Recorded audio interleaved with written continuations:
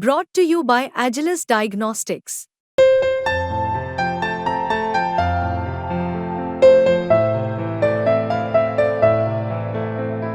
Agilus Diagnostics.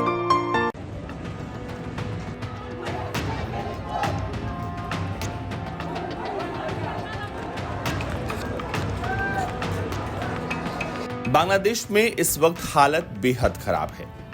भड़की हिंसा में अब तक 14 पुलिसकर्मियों समेत 100 लोगों की जान चली गई है। सैकड़ों लोग घायल हैं। हालात इतने खराब हैं कि पूरे देश में अनिश्चित काल के लिए कर्फ्यू लगाया गया है और इंटरनेट पर बैन है। ये हालत भारत के पड़ोसी देश बांग्लादेश की है। दरअसल ये हिंसा इसलिए शुरू है क्योंकि बांग्लादेश में नौकरी में आरक्षण खत्म करने और प्रधानमंत्री शेख हसीना के इस्तीफे की मांग कर रहे प्रदर्शनकारी उग्र हो गए और इसके बाद देखते ही देखते ये प्रदर्शन जो है वो एक उग्र प्रदर्शन में तब्दील हो गया। सरकारी नौकरियों के लिए कोटा प्रणाली को खत्म करने की मांग को लेकर लंबे समय से चल रहे छात्रों का प्रदर्शन अचानक से उग्र हो गया। प्रदर्शनकारियों का कहना है कि अब उनकी एक ही मांग है कि पीएम शेख हसीना का इस्तीफा।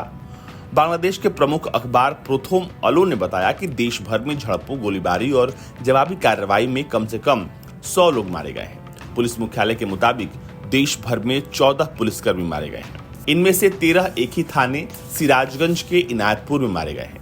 करीब 300 पुलिसकर्मी घायल बताए जा रहे हैं।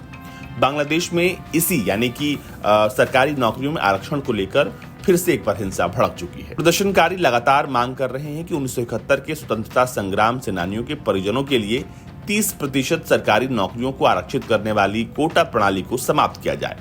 पहले जब हिंसा भड़की थी तब कोर्ट ने कोटे की सीमा को घटा दिया था, लेकिन हिंसा नहीं थमी और अब प्रदर्शनकारी शेख हसीना का इस्तीफा मांग रहे हैं। अब तक 11,000 से अधिक लोगों को गिरफ्तार किया जा चुका है। अधिकारियों ने दावा किया है कि प्रदर्शनकारियों ने पुलिस स्टेशनों, सत्तारूढ़ पार्टी के कार्यालयों और उनके नेताओं के आवास पर हमला किया और कई गाड़ियों को जला दिया। सरकार ने Meta platform, Facebook, messenger, WhatsApp और इंस्टाग्राम को बंद करने का आदेश दिया है।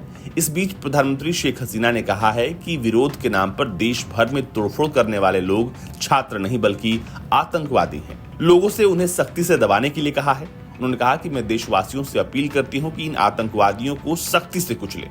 पीएम ने रक्षा अधिकारियों के साथ एक आपात बैठक की है। वहीं हिंसक प्रदर्शनों के बीच सरकार ने सोमवार, मंगलवार और बुधवार को 3 दिन की समान छुट्टी की घोषणा की। प्रदर्शनकारियों ने टैक्स और बिल भुगतान न करने की अपील की है। साथ ही रविवार को काम पर न जाने की अपील की है। प्रदर्शनकारियों ने रविवार को खुले कार्यालयों और प्रतिष्ठानों पर भी हमला किया, जिसमें ढाका के शाहबाग इलाके में एक अस्पताल, बांगबंधु शेख मुजीब मेडिकल यूनिवर्सिटी भी शामिल है। प्रत्यक्षदर्शियों ने बताया कि ढाका के उत्तरा इलाके में कुछ कच्चे बम विस्फोट किए गए और गोलियों की आवाज सुनी गई है। यानी एक बार फिर से बांग्लादेश में हिंसा बेहद अपने चरम पर पहुंच गई है। बांग्लादेश की हिंसा को देखते हुए भारत सरकार ने भारतीय नागरिकों को पड़ोसी देश की यात्रा न करने को लेकर एडवाइजरी जारी की है। मौजूदा दौर में बांग्लादेश में मौजूद सभी भारतीय नागरिकों को अत्यधिक सावधानी बरत गतिविधियों को प्रतिबंधित करने और अपने आपातकालीन फोन नंबरों के माध्यम से ढाका में भारतीय उच्चायोग के संपर्क में रहने की सलाह दी गई है। इसके अलावा सरकार ने उनके लिए हेल्पलाइन नंबर भी जारी किया है।